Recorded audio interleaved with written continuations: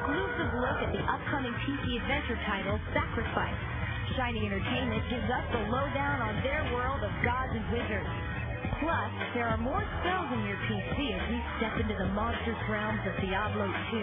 And if you're finished with Final Fantasy VIII, there's an upcoming RPG from Square that'll put the magic back in your PlayStation. We review the import version of Vagrant's Story.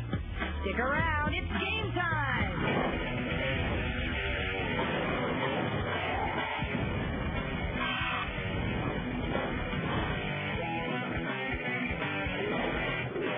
Hello and welcome to GameSpot TV. I'm Adam Sessler. And I'm Kate Patello. Today on the show we have Diablo 2, among other things, like Diablo 2. Yes.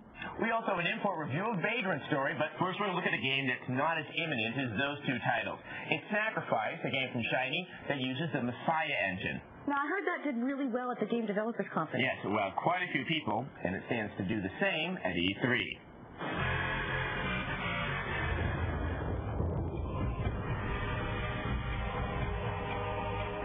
The original idea behind Sacrifice was what happened is we were sort of working away on games like NDK, and this is normal, Earthworm Jim, NDK.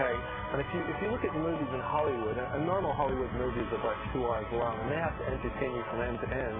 In a video game, we have to entertain you for maybe up to 40, 50, 60 hours of gameplay. And that's an unbelievable amount of work for us. And so our programmers said, let's make a strategy game. And so that to me sounded like a great idea, because then you just play in this strategy world. But the reality is, once we started developing the game, we realized, well, we still have to have all of the single-player RPG elements in the game. And so it's actually turned out bigger than any game we've ever made before.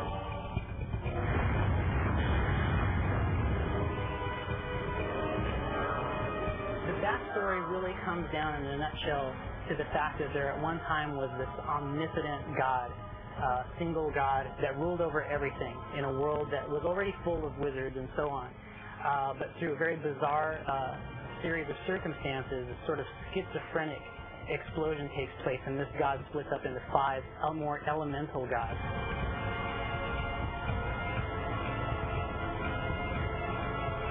Sacrifice, when you hear it described to you, it's a large fantasy multiplayer kind of game. It's very epic. It's got lots of great ideas. But I think personally the thing that's going to make it different is that while you think you're playing the game, there's actually gods above you playing the game through you, and these gods are manipulating you.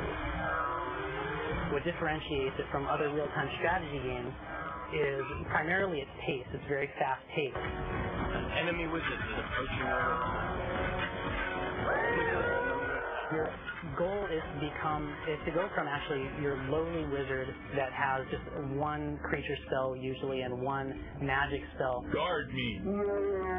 And by sacrificing to your god, by completing missions for your god, and by killing the minions and the wizards of the enemy gods, you gain experience and ultimately try to become the champion wizard of one of the gods. In order to win the game in the multiplayer, you have to be the last wizard standing.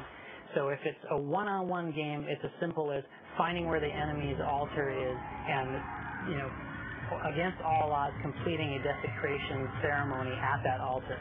Once the altar has been desecrated, what that does is it removes the wizard's link to his god, so the wizard then vaporizes and he's out.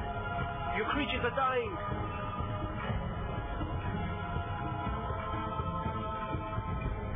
With the Sacrifice team, we actually have a group of people from the original StarCraft team that's working on this game. So it's not like we are just a bunch of platform console guys trying to make a multiplayer game.